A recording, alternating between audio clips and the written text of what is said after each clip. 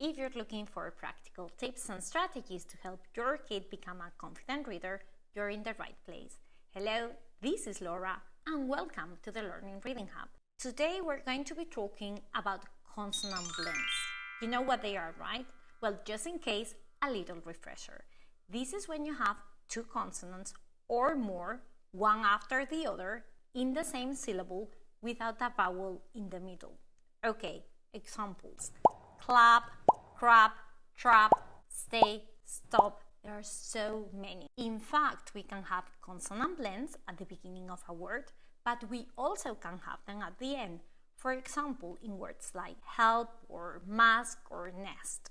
The most important thing to remember here about these blends is that the consonants keep their original sounds, okay? This is different to when we have two consonants, one after the other, in the same syllable that team up to make a new sound. For example, chop or chip or ship or three.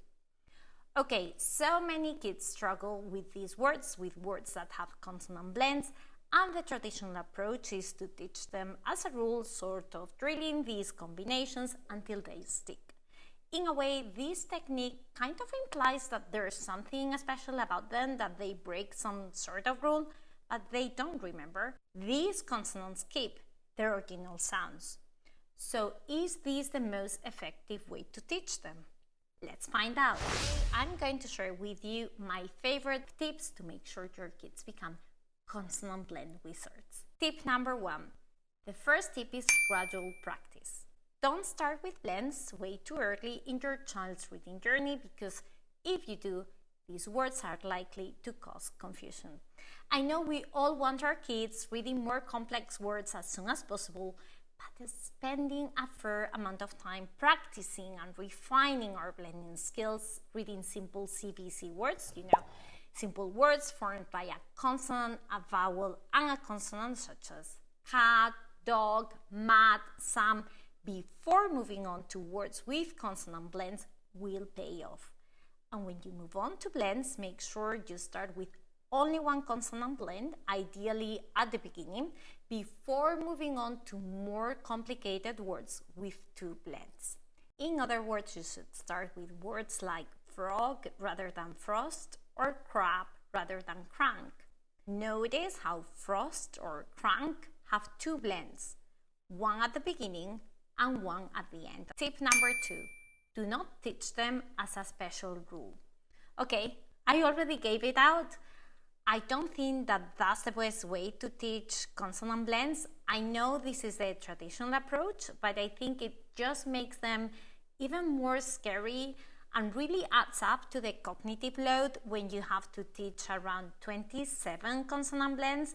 Just in the initial position, by the way, there are way more in the final position. So, in my opinion, there's already a huge amount of things that we're going to need to teach our kids, like vowels that make two sounds or letters that team up to make a new sound. So why do we have to overcomplicate things with blends when there's really no need? If your child is proficient at blending CVC words fluently, there's really nothing that special about blends. Letters in consonant blends continue to say their habitual sound. It's just more about getting used to reading longer words, and well, maybe to the fact that, in fairness, we tend to say these sounds in blends pretty quickly, which brings me to the next point. Tip number 3, focus on phonemic awareness. If your child struggles to get blends, spend more time on phonemic awareness. That's the ability to hear, manipulate, and blend individual sounds in words. Make sure your child is able to hear and isolate the individual sounds in blends. So you can say, for instance, okay, I have the word lab. What happens if I add the k sound at the beginning? What do you get? K, lab, clap. Okay, what happens if I add the s sound to top? Stop. You get the word stop, right? If you want a few suggestions of more words like these ones, simple CVC words that can be easily transformed into words with blends, so you can practice phonemic awareness with your student or your kid. I'll leave you a link to a free handy list. I think this can be a really powerful exercise to really get blends. Tip number 4, focus on one blend at a time and practice reading lots of words with that specific blend. Sometimes we can make the mistake of introducing blends sort of randomly. I mean, one word has a verb blend and another one has a st blend. One has it at the beginning, one in final position. It's just too much and maybe too confusing for kids. So what can we do? Focus on one blend at a time. In one lesson, we focus on the bull blend and practice reading lots of words with bull. Next time, we focus on the cool blend and practice reading lots of words with this cool blend. To do this, you can use a word list with cool blends or bull blends or whichever blend you are working on, and get your kid to read these words one after the other. This is very effective. You're fixating a pattern in your kid's mind. Is like a primer's approach. By the way, I have a comprehensive list with blends classified by blend. If interested, link in the video description. You can also extract words from these word lists and present words in flashcards if you prefer to present words in that way. And on top of that, get your kid to practice reading texts containing lots of words with your target blend.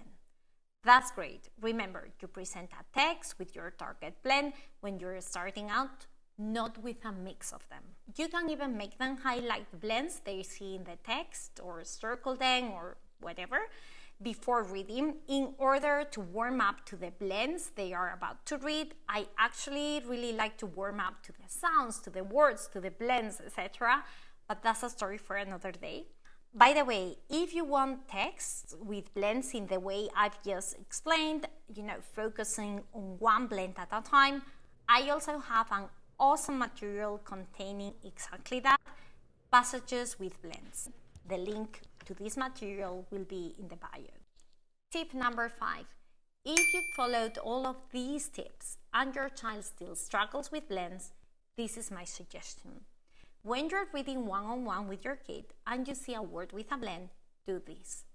Cover the first letter or the last one if the blend is at the end, and get your child to read the word. It should be a simple enough word because it's a CVC word. Then you uncover the first letter. You ask your kid to say the sound that the letter makes, and then you ask your kid to say the word adding that additional sound. For me, that was an extremely effective technique that I used a lot, by the way, with my youngest daughter because, yes, she did struggle with blends, but she doesn't anymore. I did that a lot. We did also lots of reading with blends, but the effort did pay off. Okay, so that's it for today. Hope this was useful.